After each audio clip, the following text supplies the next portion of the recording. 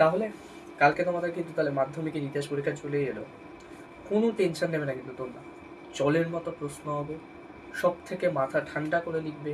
আমি জানি তোমাদের প্রত্যেকের প্রিপারেশন খুব দুর্দান্ত, ভালো করে কালকে পরীক্ষা দেবে। বেসিক্স কিছু কিন্তু পরীক্ষা দিতে যাচ্ছি, নলেজ রাখা দরকার।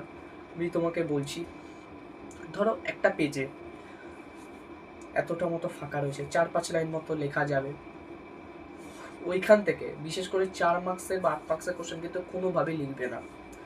কারণ কি, যদি তুমি ওইখান থেকে লেখা শুরু করো তাহলে পরীক্ষক যে খাতা দেখবে সে কিন্তু অসন্তুষ্ট বোধ করবেন, নাম্বার কিন্তু ঠিকঠাক এইখানে আধ খাপছে লেখা, আবার ওখান থেকে লেখা, মানে একটা দেখতে জিনিসটা খুব আলাদা এবং খারাপ দেখাবে। ওর জন্য তোমরা ওই জায়গাটাকে ফাঁকা রাখো, কোনো অসুবিধা হবে না। সরকার তোমাদের কাছ থেকে কিন্তু পয়সা নিয়ে রেখে দিয়েছি, যত পেজ লাগবে তোমরা নিতে পারবে, কিন্তু একটা লিমিটেশন আছে যে এতটা মতো ফাঁকা রাখলে হবে না।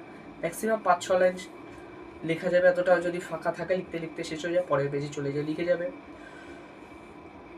বিভাগ ক, খ, গ, ঘ ইত্যাদি এগুলো মেনটেন্স করবে, দাগ নাম্বার দেবে, দুটো কালি ইউজ করবে। সব থেকে বড় কথা হলো তোমাদের যেটা বলা খুবই দরকার, অযথা সময় নষ্ট করবে না, একটা জিনিস নিয়ে ভাববে না। কোশ্চেন 2025-এর থেকেও সহজ হবে, অনেক কোশ্চেন কমন পাবে, সে নিয়ে কোনো টেনশন নেই। সব থেকে বড় কথা, মাথা ঠান্ডা করে কালকে পরীক্ষা দেবে।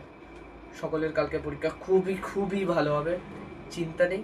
এবং আমাদের এই চ্যানেলের সাথে তোমরা সবসময় যুক্ত থেকো। Thank you so much.